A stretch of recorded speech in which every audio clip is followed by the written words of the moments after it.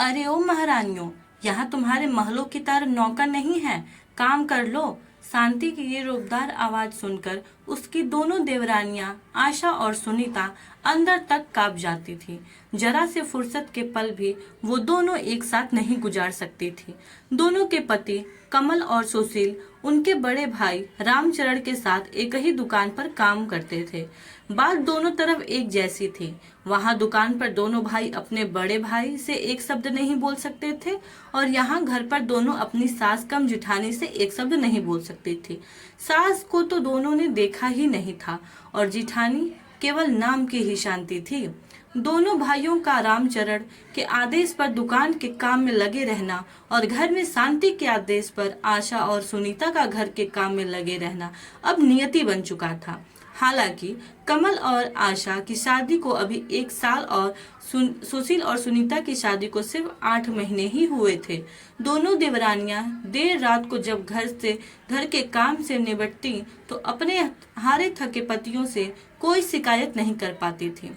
लेकिन पतियों को सब पता था, पर वो व्यवस्था से कुछ न कह पाते। दोनों भाई सब कुछ जानते और समझते थे, पर कुछ कह नहीं पाते थे। माँ बाप के मरने के बाद भाभी ने बड़े भाई को ऐसा काबू किया कि वो तो ना कुछ देखते और ना ही कुछ बोलते थे। घर में सिर्फ शांति भाभी का ही राज चलता था। भाई अपने उन भतीजों और भतीजी पर जान छिड़कते थे, पर भाभी ने कभी अपने देवरों को नौकर से ज्यादा कुछ नहीं समझा। हर बात में दुभान करना भाभी की अब आदत सी बन गई थी। दोनों के दिल में भाभी की वैसे तो हर बात चुभती थी, पर एक बात आज भी उनके दिल में नस्तर की तरह चुभी हुई थी, जो कमल और सुशील की शादी से पहले हुई थी। हुआ यूं कि एक दिन तीनों भाई एक साथ खाना खाने बैठे। भाभी ने पहले बड़े भाई को खूब देसी घी में चुपुड़ चुपुड़ कर रोटियां खिलाएं और जब कमल और सुशील का खाना खाने बैठे तो देसी घी का डिब्बा एक तरफ रख दिया और डालडा से रोटी चुपुड़ चुपुड़ दोनों भाइयों को खिलाने लगी। यह देखकर कमल ने हिम्मत करके भाभी से कहा, भाभी हमको भी देसी घी में चुपड़ कर रोटी दो ना, बड़े भाई को भी आप देसी घी में रोटी देती हो।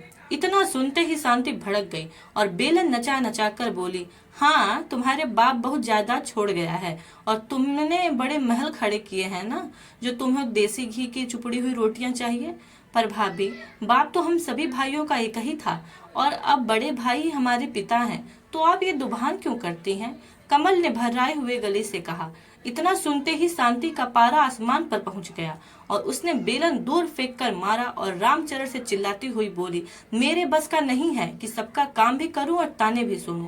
पत्नी को क्रोध में देखकर रामचरण की तो जैसे जान ही निकल गई। अपने ही दोनों भाइयों को बुरा भला कहकर अपनी पत्नी को मनाया। इस सब के बीच अपने भाइयों को ये देखने का भी ख्याल भी रामचरण के मन में नहीं आया। उस दिन दोनों भाई भूखे सो गए। समय बीता और कमल सुशील दोनों की शादी हो गई, लेकिन हालात जस के तस। भाई अपने दोनों भाइयों को इसलिए घर से नहीं निकालता था कि इनसे अच्छे नौकर उसको कहाँ मिलेंगे और भाभी को अब 2 अच्छी नौकरानियां मिल गई थी।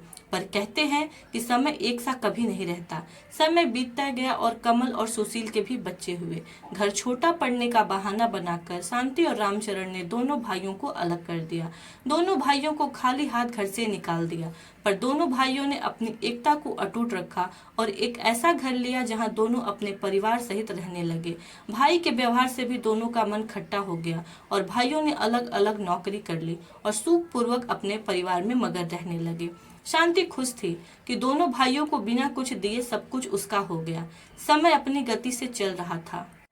एक दिन रामचरण और शांति के बेटे का भी ब्याह हो गया। शांति बड़े अरमानों से अपने बेटे के लिए बहू लेकर आई थी। शादी में बड़े भाई ने अपने पत्नी प्रेम के चलते अपने दोनों छोटे भाई को न्योता नहीं दिया था। इधर कमल और सुशील ने अपने भाई भाभी से रिश्ता तो नहीं तोड़ा था, पर वो रिश्ता अब ऐसा है जैसा बिना खुशबू के फूल, लेकिन अपने किए कर्म सामने जरूर आते हैं और ये शांति को जल्दी ही पता लगने वाला था। समय ने करवट ली। रामचरण अब बीमार रहने लगा था और ज्यादातर घर पर ही रहता था। दुकान अब बेटे ने संभाल ली थी। एक दिन बेटा खाना खा रहा था और बहू बड़े प्यार से घी चुपुड़ चुपुड़ कर अपने पति को रोटियां खिला रही थी। शांति रामचरण के पास बैठी हुई यह सब देख रही थी। बेटे के खाना खाने के बाद रामचरण खाना खा रहा था और शांति उसके साथ ही बैठी हुई थी। बहू रोटियां बनाकर रामचरण की थाली में रखती जा रही थी। रोटियां नाम मात्र की चुपड़ी हुई और जली जली बन रही थी, पर कहते हैं ना कि बंदर कितना भी बूढ़ा हो जाए घुड़की मारना नहीं छोड़ता। और इसी नीति के अनुसार शांति ने कड़क होकर बहू से कहा, क्यों री, ये रोटियां कैसी बना रही है? तेरी माँ ने क्या ऐसी रोटी बनानी सिखाई है? बस इतना सुनना था कि बहू रानी रसोई से बेलन लहराती हुई आई और शांति पर बस पड़ी। देखो सासू माँ, मेरी माँ पर मत जाना, और रही बात मेरी माँ ने क्या क्या सिखाया है, तो उन्होंने जो सिखाना था वो सिखा चुकी। अब मुझसे बात करो। और क्या हो गया जो जरा सी रोटी जल गई?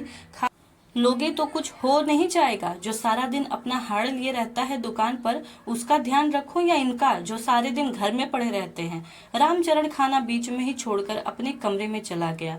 दूसरे कमरे में ये सब सुन रहे बेटे को चुप देखकर शांति बस भगवान से यही प्रार्थना कर रही थी कि ये दिन देखने से पहले वो मर क्यों नहीं गई। एक मेरे देवर और देवरानियां थी जिन्होंने आंख उठाकर भी हम भैया भाभी को कभी नहीं देखा।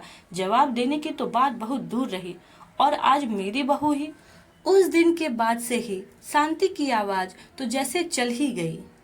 जैसा बहू और बेटा चला रहे थे, उसी तरह ही जिंदगी को चलाने का शांति और रामचरण ने समझौता कर लिया। शांति की तानाशाही को अब विराम लग चुका था। शांति अब अपनी देवरानियों के बीच उपहास और दया का पात्र बन गई थी। घड़ी घड़ी पुरानी बातों में खो जाना अब उसकी आदत बन चुकी थी। यह कहानी थी सुनील कुमार बंसल जी की। यदि यह कहानी आपको अच्छी लगी तो प्लीज मेरे वीडियो को लाइक करिए, मेरे चैनल को सब्सक्राइब करिए। Thank you.